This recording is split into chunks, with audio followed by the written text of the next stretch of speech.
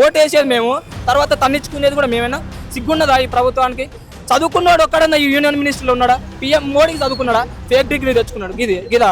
ఆ చదువుకోవడానికి ఏం తెలుస్తాయి ఈ బాధలు? ఈ దేశంలో భారతదేశానికి మేము పెట్రోలియం ఉత్పత్తులు ఎందుకు పంపిస్తున్నామో తెలుసా? అక్కడ ఉన్న ప్రజల కోసమే పంపిస్తున్నాం తప్పితే ఈ మోడీ గారికి, ఈ లోఫర్ గాడు, అమిత్ షా వీళ్ళని చూసి మేము పంపించట్లేదు.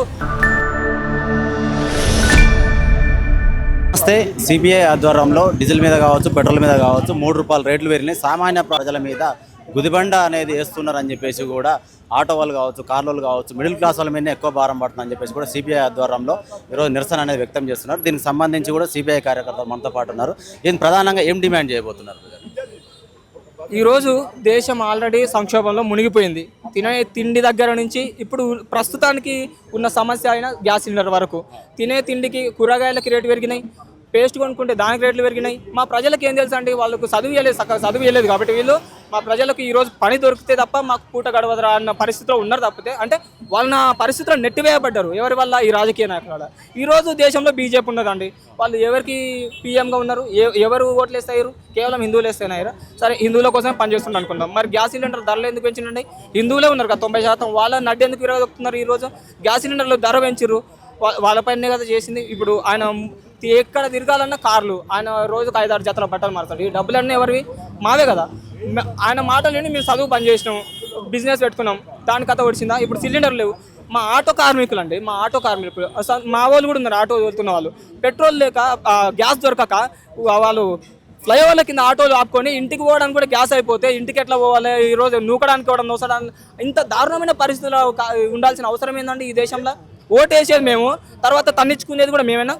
కానీ అసలు ఓటు ఎవడేస్తున్నాడో కూడా తెలియని పరిస్థితుల్లో ఉన్నారు వాళ్ళు. ఈవీఎం మెషిన్లు తెచ్చుకున్నారు, ఎవరికి వేసినా వాళ్ళకి వేలాగా పెట్టుకున్నారు. ఎవడు పైసలు ఇవ్వకుండా పర్లేదు, మేము వాడు దేనికి వచ్చినా మేము అధికారంలోకి వస్తామని వాళ్ళు కేవలం అదాని, అంబానీ కోసం మాత్రమే పనిచేస్తున్నారు. దేశంలో ఎన్నో సమస్యలు ఉన్నాయి, కనీసం ఒక్కదానికన్నా వీళ్ళు చర్యలు చేపట్టిరా? వాళ్ళు ఎన్ని హామీలు ఇచ్చారండి అధికారం రావడం కోసం? మేము ప్రజలకు అది చేస్తాం, ఇది చేస్తాం, చదువు చెప్పిస్తాం, గ్యాస్ సిలిండర్ ఇస్తాం, గృహలక్ష్మి అన్నారు, 2 కోట్ల గ్యాస్ సిలిండర్లు అన్నారు. 2 కోట్లు కాదు కదా. మోడీ పెళ్లి చేసుకున్నాడో లేదో తెలియదు. మరి చేసుకొని ఉంటే వాళ్ళ ఇంట్లో పరిస్థితులు తెలిసేవి. వాళ్ళ అమ్మ తిడుతుంటే, గ్యాస్ సిలిండర్ల కోసం తిడుతుంటే తెలిసేది. అయ్యా గ్యాస్ అయిపోయింది, బుక్ చేయ అంటే తెలిసేది. ఆయనకి గ్యాస్ లేక ఇబ్బందులు పడుతున్నారండి ఒక్కొక్కరు. కట్టెల పొయ్యి ఎవడన్నా అడ్వాన్స్ స్టేజ్లో పోయిన తర్వాత మళ్ళీ దిగుతాడా? మనోళ్ళు ఒకప్పుడు కట్టెల పొయ్యిలో వండుకున్నారు, తర్వాత డెవలప్మెంట్ వచ్చింది, మనం ఇన్వెంట్ చేసినాం, గ్యాస్ సిలిండర్లు వచ్చినాయి. మళ్ళీ ముందర పోయినాడు వెనకాల రమ్మంటే ఎట్లా వస్తారండి? సిగ్గున్నదా ఈ ప్రభుత్వానికి? చదువుకున్నాడు ఒక్కడన్నా ఈ యూనియన్ మినిస్టర్లో ఉన్నాడా? పిఎం మోడీకి చదువుకున్నాడా? ఫేక్ డిగ్రీ తెచ్చుకున్నాడు గిదా. ఆ చదువుకోవడానికి ఏం తెలుస్తాయి ఈ బాధలు? చదువుకున్న మాలాంటి వాళ్ళకి తెలుసు ఏం బాధలు ఉన్నాయి, ఏం సమస్యలు ఉన్నాయి అని. వాడి ఒక్కరికి కూడా తలకాయ లేదు, కామన్ సెన్స్ లేదు. అవన్నీ ఉంటాయి కదా తెలిసేవి. ఇప్పుడు ఆ గ్యాస్ సిలిండర్ అసలు అది ఎట్లా వస్తుంది ఇవ్వని తెలియదు. ఏమన్నా అంటే జై శ్రీరామ్ అంటారు. జై శ్రీరామ్ అంటే గ్యాస్ వస్తుందా అండి? చెప్పండి, గ్యాస్ వస్తుందా? గ్యాస్ పైనుంచి వస్తుందా జై శ్రీరామ్ అంటే? సరే, దేవుని పట్ల అందరికీ నమ్మకం ఉంటుంది, అది పక్కన పెట్టేయాలి. ఇప్పుడు రాజకీయానికి మతానికి సంబంధం ఏందండి? కాదు కదా. ఇప్పుడు దేశంలో ప్రజలకు ఏ సమస్యలు ఉన్నాయి, వారికి ఎప్పుడు ఏ సమస్యల పట్ల ప్రజలు ఉక్కిరిబిక్కిరి అవుతున్నారు, సతమతం అవుతున్నారు అని చెప్పి వాటి గురించి వాళ్ళు సర్వే చేసుకొని కనీసం వాళ్ళు ఇచ్చిన వాగ్దానాలన్నా నెరవేర్చాలి కదండి. వారు 2 కోట్ల ఉద్యోగాలు అన్నాడు. ఏవి 2 కోట్ల ఉద్యోగాలు? మేము రోడ్ల మీద తిరుగుతున్నాం, మాకు ఉద్యోగాలు లేక అటు ఇటు దోమలు కొట్టుకుంటూ తిరుగుతున్నాం. ఇన్ని రోజుల నుంచి కూడా ఆయిల్ కంపెనీలు ఏవైతే ఉన్నాయో నష్టాల్లో అవి నడపడం వల్లనే ఈ సడన్గా నిర్ణయం తీసుకోవడం జరిగిందని చెప్పేసి కూడా మనకి వినబడుతుంది. ఏం చెప్తారు దీని గురించి? నిజానికి ఆయిల్ కంపెనీలు ఎప్పుడు నష్టాల్లో లేవండి. వీళ్ళు చెప్పడంలో ఏమున్నదండి? బీజేపీ అంటేనే అబద్ధాలు చెప్తారని అందరికీ తెలుసు. ఇరాన్ మనకు ఒక మంచి దేశం. ఆ దేశం నుంచి పెట్రోలియం ఉత్పత్తులు ఎంతగానో వచ్చినాయి. మనకు వస్తున్న సందర్భంలో మనం ఎవరి వైపు ఉండాలండి? వీళ్ళు చదువుకొని వీళ్ళు ఉద్యోగాలు ఎవరి సైడ్ ఉన్నారు? ఇజ్రాయెల్ సైడ్ ఉన్నారు. మనకు ఉత్పత్తులు ఎక్కడి నుంచి వస్తున్నాయి? ఇరాన్ నుంచి.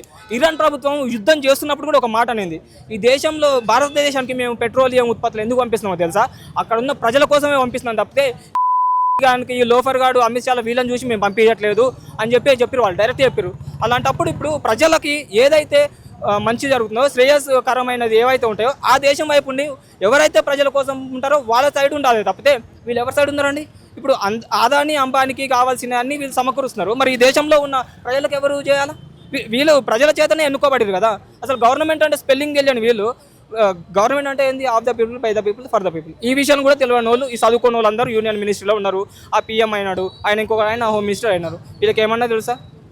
ఏలుముద్దరండి వీళ్ళకి. చదువుకుంటే అసలు విషయాల పట్ల అవగాహన ఉంటుంది, ప్రజలు ఏ విధంగా ఇబ్బంది పడుతున్నారు అని తెలుస్తుంది. ఈ గ్యాస్ మా ఆటో కార్మికులు అండి, వాళ్ళు ఎంత దారుణమైన పరిస్థితులు ఉన్నారండి. ఇంట్లో నిన్న కాక మొన్న మేము గ్యాస్ సిలిండర్ కోసం 2 రోజులు పస్తులు ఉండాల్సి వచ్చింది. కట్టెలపై ఎవడన్నా డెవలప్మెంట్కి పోయిన తర్వాత మళ్ళీ వెనక్కి రాలేరు కదండి. ఇప్పుడు మా డిమాండ్ ఒకటే, ఈ దేశంలో ఇప్పుడు సమస్య ఏంది గ్యాస్. దీంతో పాటు చాలా సమస్యలు ఉన్నాయి ప్రజలకి. ఉద్యోగాలు లేవు, సరైన జీవనాధారం లేదు, కనీసం 3 పూటలు తిండి లేదండి. ఇంతకుముందే 3 పూటలు తిండి లేదు, ఇప్పుడు గ్యాస్ లేకుంటే అసలు తిండే లేదు. అవునా కదా? వాళ్ళు బియ్యం ఇస్తే ఏం చేయాలి? చెరుక్కుంట కూర్చోవాలా బియ్యం? గ్యాస్ లేనప్పుడు వంట చేసుకోలేం కదా. సో దయచేసి మేము ఒకటే డిమాండ్ చేస్తున్నాం, ఈ సందర్భంగా ప్రజలకున్న సమస్యలన్నీ వెంటనే ఒకదాని తర్వాత ఒకటి మెల్లిమెల్లిగా చర్యలు తీసుకొని వీటన్నిటిని రూపుమాపేలాగా చూడాలి. అన్నటి వరకు యుద్ధం కారణంగా ఏదైతే ఆయిల్ ఉందో దానికి సంబంధించి కూడా కొరత ఏర్పడ్డది, అలాగే గ్యాస్కి సంబంధించి కూడా కొరత ఏర్పడ్డది అనేది మనం చూసాం. ఎక్కడిదక్కడ యుద్ధం అయిపోయింది, ఎవరి పనులలో కూడా వాళ్ళు నిమగ్నం అయిపోయారు, ఇంత బాగానే ఉంది. ఇప్పుడు గ్యాస్ మీద కూడా సడన్గా 1000 రూపాయలు చేయడాన్ని ఎట్లా చూస్తారు మీరు? ఎప్పుడైనా బీజేపీ ఒక అవకాశవాద పార్టీగానే మనం చూడాలి. ఇక్కడ ప్రజల కోసం, ప్రజల శ్రేయస్సు కోసం వాళ్ళు ఏదన్నా చేసిర్రు అంటే ఏం లేదు. వాళ్ళు ఎప్పుడైనా ట్యాక్స్ పెంచిర్రు, ప్రజల నడ్డి విరగొట్టిర్రు, ఆ ట్యాక్స్ ద్వారా వచ్చిన డబ్బులని వాళ్ళు లెక్కలు వేసుకొని పంచుకున్నారు, నీకింత నాకింత నీకింత అని. ప్రజల కోసం ఏమైనా చేయాలన్న కామన్ సెన్స్ ఉంటే విద్యాశాఖ మంత్రి విద్యార్థులకు కావాల్సింది ఏదో చూసుకోవాలి. కార్మికుల శాఖ మంత్రి ఉంటాడు యూనియన్లో, మరి కార్మికులకు ఏం కావాలో చూసుకోవాలి కదండి. కార్మికులు ఎంతోమంది పనులు లేక ఇప్పుడు ఆటోల పరిస్థితి ఏంది, కార్ల పరిస్థితి ఏంది, అరే సామాన్య ప్రజల పరిస్థితి ఏందండి? వాళ్ళు తినే పరిస్థితులు ఉండాలి కదా, అది ఏమీ లేదు. వీళ్ళు సరే యుద్ధం ఉన్న రోజులు మనకి కొరత ఉన్నది, గ్యాస్ ఇవ్వలేదు, మరి ఇప్పుడు యుద్ధం అయిపోయింది కదా, రష్యా దగ్గర నుంచి కొనాలి కదా. ఇప్పుడు ఇరాన్ ఏం చెప్పిందండి, ఆల్రెడీ నేను మీకు చెప్పిన, వాళ్ళు దేశంలో ఉన్న ప్రజల కోసమే ఇస్తున్నారని. మరి ఈ ప్రజల మీద వీళ్ళ ప్రేమ ఉంటే అక్కడి నుంచి వీళ్ళు ఇంపోర్ట్ చేసుకోలేదు గ్యాస్ని. మరి యుద్ధం అయిపోయినాక ఇంకా ఇంత తీవ్ర స్థాయిలో ఎందుకు పెంచాల్సి వచ్చింది రేట్లు? 3000 రూపాయలు ఉంటుంది సిలిండర్. ఎవరన్నా ఇప్పుడు గోల్డ్ కొనడం తగ్గిమని అంటున్నాడు. మేము సిలిండరే కొనలేమయ్యా బాబు అంటే ఆయన గోల్డ్ తగ్గియమంటున్నాడు. మేము గోల్డ్ ఏడ కొంటాం సార్, మాకు సిలిండర్ అండి. హిందువుల కోసమే ఈయన పనిచేస్తున్నాడు అని చాలాసార్లు చెప్పాడు. మరి ఆ హిందువులకైనా 500కి ఇవ్వమని చెప్పండి సిలిండర్లు, మిగతా వాళ్ళని వదిలేయండి, ఆ క్రిస్టియన్లను ముస్లింలను వదిలేయండి, హిందువుల కోసమైనా గ్యాస్ ఇవ్వమనండి. 3 పూటల సరైన తిండి, ఉండడానికి ఇల్లులు కట్టియమనండి, ఇచ్చిన వాగ్దానాలు నెరవేర్చమనండి. ఈ సందర్భంగా మేము ఇదే చెప్తున్నాం. ఆ చదువుకోని వాళ్ళకి ఎంత చెప్పినా ఏం అర్థం కాదు, మళ్ళీ ఒక్కసారి నిద్రలు చెప్తున్నాం అంతే.